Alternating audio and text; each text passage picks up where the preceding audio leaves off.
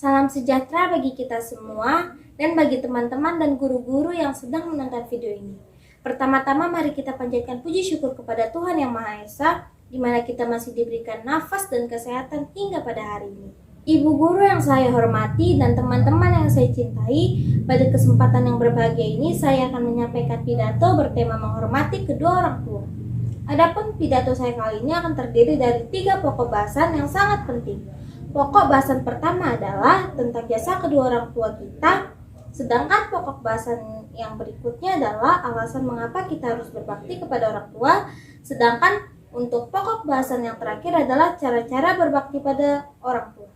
Semoga nantinya para guru-guru dan teman-teman tercinta bisa mengambil ilmu dari ketiga pokok bahasan yang saya sampaikan. Marilah kita mulai dengan pokok bahasan yang pertama, mengenai jasa-jasa orang tua pada kita sebagai anaknya. Ada banyak sekali jasa-jasa seorang ibu dan seorang bapak bagi anak-anaknya. Seorang ibu telah berjasa mengandung kita selama 9 bulan dan juga berjasa melahirkan kita ke dunia dengan rasa sakit. Bukan hanya itu saja teman-teman, setelah susah payah mengandung dan melahirkan, seorang ibu juga harus lelah merawat anaknya. Besar sekali jasa seorang ibu dan tentu saja tidak bisa dibalas dengan harta apapun yang ada di dunia ini.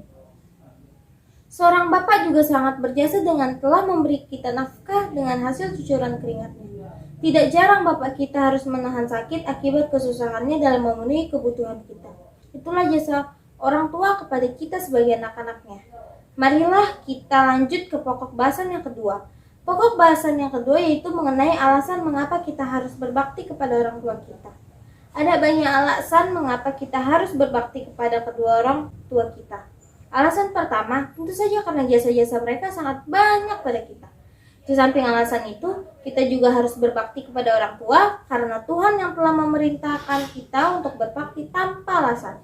Sebagai hamba yang taat pada Tuhan, sudah seharusnya kita melakukan apapun yang Tuhan perintahkan kepada kita semua. Salah satu perintah Tuhan yang sangat jelas adalah berbakti kepada orang tua. Dengan alasan di atas, maka jangan sampai kita tidak berbakti lagi kepada orang tua yang kita miliki. Lalu pertanyaannya, sekarang ada di pokok bahasan nomor 3, bagaimana caranya kita berbakti kepada orang tua? Mudah saja, jika kita ingin berbakti pada orang tua yang kita miliki, teman-teman bisa memulainya dengan membuat hati orang tua merasa senang, tenang, bahagiakan orang tua kita, maka kita juga akan bahagia. Turutilah segala nasihat dan perintah orang tua selagi orang tua kita masih hidup. Selain itu, cara berbakti yang paling mudah adalah dengan selalu mendoakan orang tua kita, doakan mereka selalu setiap saat dan juga setiap waktu kesempatan yang ada. Dengan selalu mendoakan orang tua, maka mudah-mudahan kita sebagai anak yang berbakti. Itulah semua 3 pokok bahasan yang berkaitan dengan berbakti kepada orang tua kita. Mulai sekarang tidak ada lagi alasan untuk tidak berbakti kepada ibu dan bapak di rumah.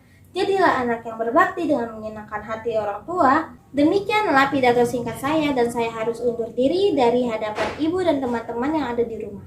Terima kasih.